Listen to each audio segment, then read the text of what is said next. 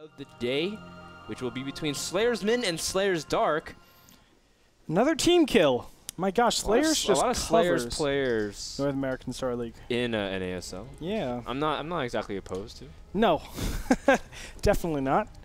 It's definitely. I wonder if they use NASL as like if you do well in NASLQ, then you can eat today kind of thing. Because it seems like so many Slayers players are entering this tournament and really trying to qualify everything out. Because it's not just Min, it's not Dark. It was Arthur as well as KDY, and I mean Coca is also playing on his half of the bracket. Miso is also. So it's all these players really want access to Season 4, and for good reason, because we're ramping it up. Every game matters. And this tournament matters as well. First place receives $750 and a spot for Season 4. Runner-up gets $250 and a good pat on the back. That's about it. That's about it. Good job. A hug from Gretorp. Good job. But you are not getting into Season 4. Sorry. I'm so sorry. $250 is still not bad, Andre. No, I would take that any day. Anyway, let's go ahead and introduce the players. Top right-hand position, we have Min as the red Zerg. Bottom right-hand position, we have, of course, Dark as the green Zerg. This is Entombed Valley. They're spawning in close positions. Min, former Brood War player. You know, he came on right at the end of my career in Brood War. But I definitely... did I see any games from him? I don't think I've seen too many games winning. Back in Brood War? Yeah, back in Brood War. But of course, StarCraft II, he actually used to be a Terran player. And then just like Morrow, he was like, oh, Zerg's so hard, Zerg's so hard. He's like, nah, I'm amazing. Let me show you all wrong. And he did not show them all wrong, I remember. He actually was really bad with Zerg in the beginning. Well, Min's journey into Slayers is pretty cool because with the switch to Zerg, he actually won the Slayers Tryouts tournament. Was able to join a team, and then from that point on, Min was one of these promising Zergs that a lot of people really looked to because Slayers was dominated by Terrans at that time with MMA and Ryung really coming to fruition. And then a lot of people thought Zergs were the ones that were going to come up for Slayers, but no, it's actually been Protoss players like Alicia and Puzzle and Arthur who won this qualifier. But still, it just goes to show you that Slayers just has a lot of depth. A lot of people kind of look at Incredible Miracle for depth. They look at Startail for depth, but so does Slayers, and I think a lot of people are really underappreciated, like even Dark as well, another Zerg who we saw good play out of last week, Andre, but just fell a little bit short to his teammate. I mean, but Arthur looked unstoppable in PvZ. Oh, absolutely. I thought Dark was the better player at that time. Arthur definitely proved me wrong, playing so phenomenally well. But it is very interesting how we've seen over and over that Korean Protosses are dominating the scene right now. And I guess in the foreign scene, it's foreigner Zergs. It's really that dynamic where I really feel like the foreigner Zergs are progressing so much faster. Actually, I think it was Bitter that said it in his cast today in WCS. He said exactly that, and Protosses in Korea are just doing so well, and Slayers is definitely, partly attributable to that, as they just have fantastic Protosses that keep making it to the North American Star League or some huge event. We'll see if these Zergs, though, these Slayer Zergs, can get into the NASL as well. Now, it is Entombed Valley, and Andre, a lot of people, a lot of Zergs don't even like this map. I hate this even map. In ZVZ. But why don't you go ahead and give your thoughts about how the matchup can pan out based off these opening build orders? Yeah, you're kind of forced to get a really fast metabolic boost in Baneling Nest. That's like without a question. You have to get those two in this beginning stage. There are some maps where you can kind of skip that and try to mind game your opponent. Like it could look like a Zergling Bane all in, and you don't even get the Baneling Nest. And what it ends up doing is like the receiving end has to actually prepare for some sort of Zergling Baneling all in. So there's a lot of mind games that go with that, but this, like, if you put any pressure on your opponent and they don't have Banelings, they're dead. Because it's so hard to get good SimCity. Normally you have, like, a Baneling Nest over here, Evolution Chamber, Spine Crawler, and then your two Queens. And it can kind of get, like, this semi-wall going, but that's not really possible since it takes so long for creep to actually extend. You can't cover your ramp that efficiently, so both these players have to rely on Zergling Banelings in this early game stage. Yeah, but after you can see, as long as you remain a little bit defensive, and Min really just sees no true pressure from Dark. In fact, Dark's playing this pretty greedily, only squeezing out a few Zerglings while able to pump out significant amount more drones, Andre. It's currently 40-29. Oh man, we're talking about playing greedy. And it's actually not too far out of the question in terms of playing greedy. We seem to have very polarizing builds at this point. What's going on? is being the one very aggressive. What are these drones? He just sent 4 drones out into the middle of the map, by the way. Oh, He's like, I have way too many drones. Let me get rid of some of these. And now, trying to trade out for some larger army supply. Man. Yeah, Min is way ahead now because of that. How sick is that? That's one larva cycle that's basically useless at this point. Yeah, absolutely right. A little bit of a missed rally then. Yeah, you know, when you're spamming like crazy, because I know Koreans definitely do that, but when you're spamming like crazy, you accidentally like hit right-click mineral field on the opposite field of the map, and all of a sudden your drones are going the absolute wrong way. It's the ultimate mind game on. We're talking about how teammates sometimes completely metagame each other because they know each other's tendencies as well as the high-level strategies, and as a result might try to confuse their opponents. I don't know about sending 4 drones immediately for fodder. I'm not feeling it, bro. I don't know if that's the best strategy, but you know what? If Dark ends up winning, who knows? Maybe he's onto something. It's like the guy that like stabs himself to make himself look weak in like a gladiator fight. It's the drunken master. That's what it is. The drunken monkey style. Yeah, where dude, you, like, that is an awesome style, by the way. It is totally not real too. Excuse me? Yes, it is. No, it's not. It's not really. How come no one does in the UFC then, Andre? No one does a lot of stuff in the UFC because most of the stuff that they do, I think, will actually kill you. But no, you should look at Fight Science. Fight Science did a documentary on that. Oh, come on. Don't even. But then they also say like things like karate and taekwondo is good. It's like, yeah, you can. It's not the best, though. Well, taekwondo is good. But you know what? We're talking about practicality, and also these trades from both players are not very practical. They're trading 1 Baneling for 1 Zergling virtually. In StarCraft, you don't really want to send 4 drones out into the middle of the field. Drunken style does not work nearly as well in the world of StarCraft, so I do suggest you guys not do that. Drunken StarCraft is not a great way to prepare. No. Unless you're Stefano and it's MLG weekend, then maybe.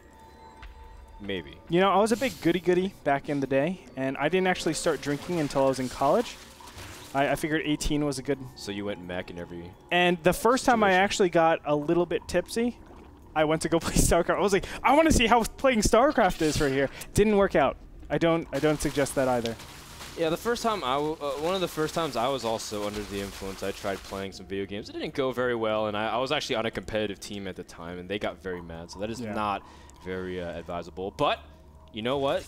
Part of it is because of decision making, and StarCraft is very much about decision making. And check out this decision from Min. He's moving to try to pressure the third, but there's a lot of roaches waiting for Dark.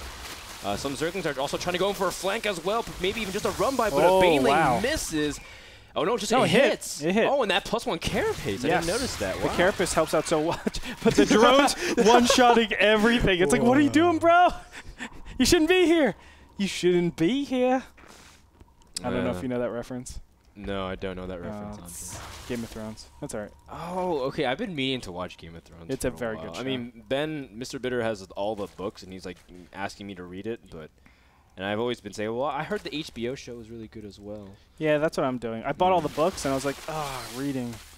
I stopped. Roaches are... Oh, Glue Reconstitution is finished. Lots of damage. And... Oh, actually, they were finished for both players. It's just Min was sandwiching. Okay. Nice job by Min.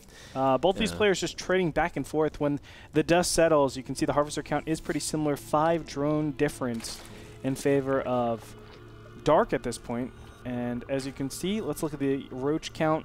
Very, very similar. So these 2 players are neck and neck here in game number 1. Yeah, I guess to that point in ZVZ where it's really difficult to actually attack into the other person, especially when Infestors start popping. Oh yeah. And unless you have a superior position, unless you feel like you have a good upgrade timing, which Dark technically has because his +2 is way ahead. In fact, he's able to squeeze out a few more Infestors ahead of time as well. But of course, that's because Min traded off a few things like getting a carapace upgrade, or 2 in this case, since he is getting +2. And if his third is a little bit more delayed, so Dark's had the opportunity to harvest more gas, which comes into play. Now Min, he's pushing in and trying to feign some aggression here, but he doesn't really want to commit, considering he knows Infestors are out in the field. Yeah, Infestors are just so powerful in this position. That +2 attack is going to help out as well, just dramatically. So really, Min has no potential timing to attack. He needs to sit back. But the problem is, look, the infestation pit just started for Min. That's a big problem. Dark is going to pull ahead, and this expansion is what he's going to net out of it. Now, Min will try to actually counter that and take his own expansion once he actually sees. Actually has no indicator. I'm sorry. But Min should look to actually take an expansion pretty soon, but he's going to feel very unsafe because the power of those infestors on the field. And because Dark has such a big advantage in the amount of fungals and the amount of even infested Terrans, Min is going to be like, there's no good move for me. Yeah, it's going to be really tough. Actually, well, I mean, at the same time, though, if he just plays defensive from that point on, crazy things can happen. If you saw that game between Idra and Sasquatch, Idra had a pretty nice advantage, but something as simple as jumbling up all your units because you're trying to get a good position, like say you're positioning by Min's 4th, and you get a complete surround, then all the roaches aren't really adding DPS, and you can fight very efficiently. And Fungals really put some wonky things into battles because some units are not even allowed to attack based off how they're locked down. So I want to go ahead and say that I think both players still have a viable chance, and I think a lot comes down to not only control, but also unit composition. You can see Dark already incorporating some Hydras, which is phenomenal for DPS. You know, I would have said there's a big advantage now for Min, just because he's going to be at 2-2. His opponent is only at 2-0, approaching 2-1. He's also hitting Burrow, too. The Hydras actually help quite substantially, and yes, I always love Burrow. Yeah, I love Burrow not just for the roaches, but to save your infestors. Like, as soon as you use their, you know, a lot of infestors kind of just get thrown into the fray, and you lose them very easily because they're just slow, much slower, especially after a speed nerf. But we have a position right now where, yeah, here we go. Dark is going to move out. He's the one that wants to be aggressive. He'll probably just attack around the 2-1 when that actually hits, although he might actually push before that. That's pretty far in advance right now. And yes, he's going to just go directly on top of Creep. And look at this. Ton of Spine Crawlers are actually going to be canceled. Good. Of course, you don't want them to die and just lose all your money. But fungal growths are going to be so important at this point. And there it starts. Fungal growths, very nicely done by Dark over here. He has so much energy, and he's just going to put out a ton of beach balls right now. And the Hydras are pretty safe for now, as long as he can use Infested Terrans to buffer a lot of the damage. Beautiful. And both players are remaxing on 30+ drones. But in the end, Dark's the one who got a lot of position because he's able to force back. Now, how many Infestors both are left for both players? You see only 4 for Min versus 7 of Dark, and that's very significant, as well as the fact that you can see that Dark's going to be only catching up in upgrades. He's also getting Tunneling Claws for his roaches, which we don't see that often in ZVZ. No. I don't know how useful it is. I mean, for the most part, they are a little bit useless. I think Infestors, like Burrowed Infestors, are 10 times better just because they move so fast. On top of that, you know, if you're up against really good Zergs, they will have Overseer coverage everywhere on the map. But I guess right now, Min actually, excuse me, not Min, Dark is saying, hey, you don't have a lot of Overseer coverage, let me take advantage of that. But, you know, I don't think it's the optimal route, obviously. Well, we'll see if it comes into play whatsoever. For now, we see a very early hive timing for Dark compared to Min. And Min's going on the counterattack, although, again, his Infestor count has been climbing, but he just has a very large Roach advantage, 57 to 42. Now, of course, the Hydras are trying to add a lot of DPS, and it'll come down to concave and positioning, but I don't know if Min can really attack into this army. Yeah, it's going to be very difficult for Min. You know, and that's kind of the nature of the beast for ZVZ. It's very difficult to do really anything in this matchup just because of how powerful Infestors are in defensive positions. You have to always catch your opponents out of position if you want a successful attack. From here, you know, I'm not going to lie. I feel like Min is slightly in the better position just because of those Spine Crawlers on the side and these Roaches inside the main base that can continuously do more damage. But it doesn't constitute that much just because ZVZ is so defensive inherently. Yes, there is an Infestor count up for Dark, but just one wrong move can really significantly hinder everything. So let me go ahead and toss another question, Andre, but what about things like Hive Tech? Do you ever really incorporate anything into... Oh, well, hold that thought. We have a mini engagement here where Min's army is completely segregated from the other half of his army, and he's forced to engage, and he's going to lose several of his roaches.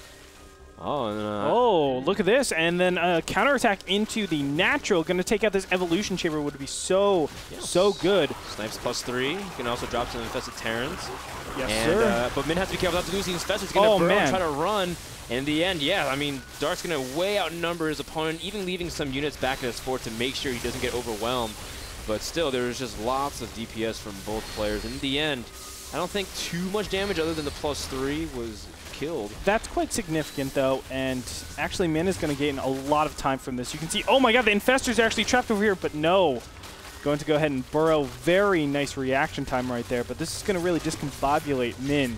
No, really discombobulate Dark at this point, and it's going to be difficult for him to just regroup. It's going to be another, 30 seconds or so until he's actually able to get all of his stuff together and then push forward, although he might do it right now. This is very risky.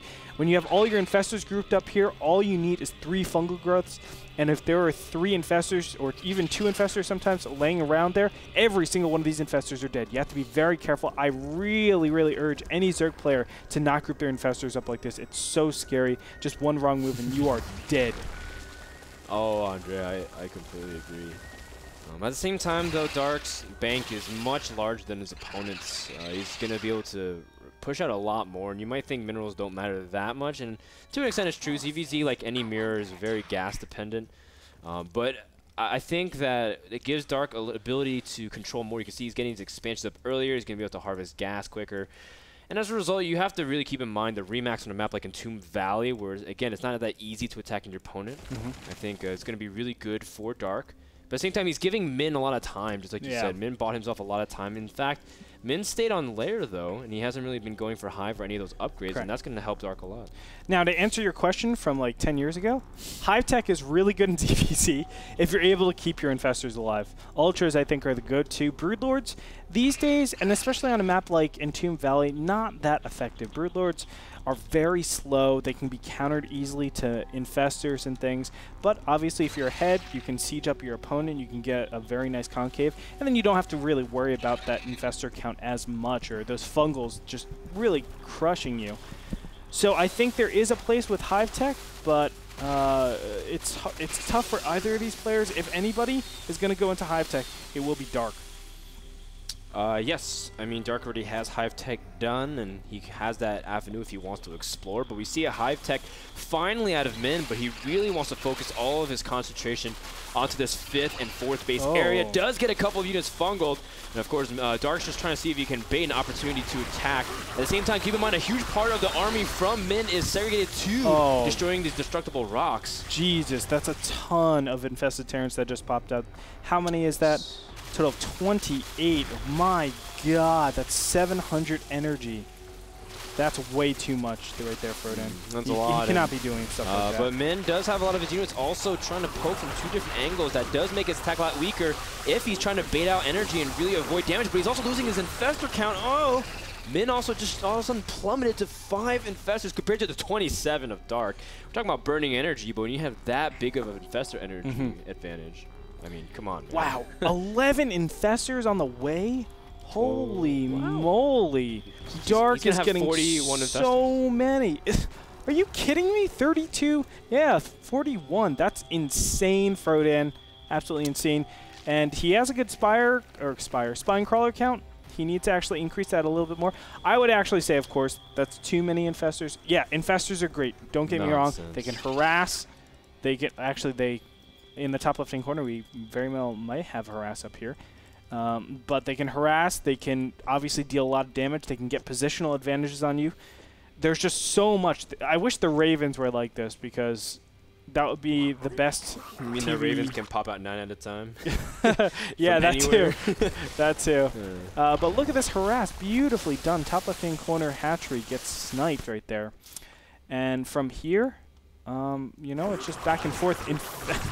Infestor hit squad in the top right-hand corner now. Yep. And on top of that, he's adding more Infestors as well. He's going to be up in the mid-40s. No, now, he's going to also target the Infestation Pit and really hurt his ability. He says, you know what? I'm just going to have so many Infestors that you don't have anything to deal with, and I'm just going to continue to plop down Infested Terrans everywhere, continue to harass, really keep your ability to re-max at minimal level. And, I mean, this is an insane amount of Infestors, but Andre, I don't know if there really is such thing as too many Infestors. Because when you have all this free amount of damage and supply, this is going to be insane. The fact is, Dark is going to be able to continue to flood in free supply of damage while Min is trading out actual units. God. Oh, Roaches from behind, though, and there's the big burrow. Is he going to be able to track them down, though? That's the question. Oh, my God. Look at the DPS. You got to be kidding me. Oh, my God. This is like a Chinese supermarket. There's just so many people crammed in one area. This is insane. And Min is not able to really hold this area whatsoever. The Hydras are doing so much damage to the point that Min is going to lose his 7th and 8th gases.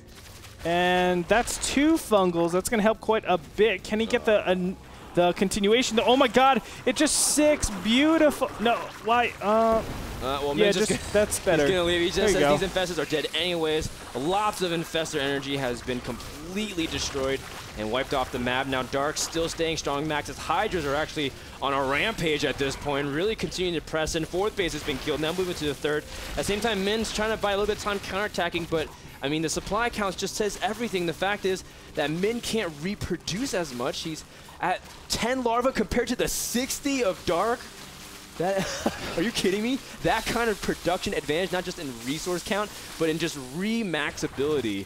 54 larvae to 8, and Min is just struggling for production. And you know how Dark actually remaxes? He waits for time to actually elapse, and then he remaxes in more Infested Terrans. Oh my gosh. Let me look at the units lost tab. 15,000 in difference? Are you kidding me? Infested Terrans are actually pretty good. Using Infested Terrans that cost you nothing. So even though you lose another soldier on the field, it's just free energy. You trade that way. And Andre, I do have a theory that in Heart of the Swarm, it's going to be absolutely insane. We have Infested Terrans and Swarm Hosts and Broodlords all raining down free supply of units. You're just going to have infinite ability to tank damage and trade for free. I'm switching to Zerg. You already are. You already have switched to Zerg. Oh, wait, yeah. Nice. Nice. I'm in the middle of switching to Zerg. I'm going to do that next season. But we see another harassment attempt. Oh my god, and he blocks the roaches in. Infested Terran force field. Look at that. Oh man. It's raining Infested Terrans. Hallelujah. And you can see Min is losing everything here in the middle of the map. And his supply count is completely dwindled. GG, and Dark takes a very, very entertaining game number 1. Dark's a sicko, man. Dark's a sicko. That is sadistic, man. Gosh, that was so brutal. You know, it really came back, I think, to the openings, just getting that Infestor count up in the beginning stages is what Dark really prioritized, whereas, of course, Min went for this timing, and he really tried to get upgrades. And Dark was like, I'm not attacking you until 3-3 and 30,000 Infested Terrans. And that's exactly what he did. I mean, he actually went very Hydra-centric and said, as long as I protect my Hydras, they can just add a higher DPS. They have better range. They have a faster attack rate. And so with upgraded advantage, the fact is when you have, even though you have +2 carapace, you have that advantage. You just shred roaches really quickly. And you know what? With 50 Infestors, that means every like 35, 40 seconds, you will have 50 new Infested Terrans. So it's like, oh, let me get 50 more Infested Terrans. Gosh. Yeah. All right, now. And the fact that he's able to, continue to hunt down hatcheries, have a larva advantage. The fact is, I mean, Dark was maxed, had 60 larvae ready to go, and Min was continuing to remax, but he was only at 10 larvae.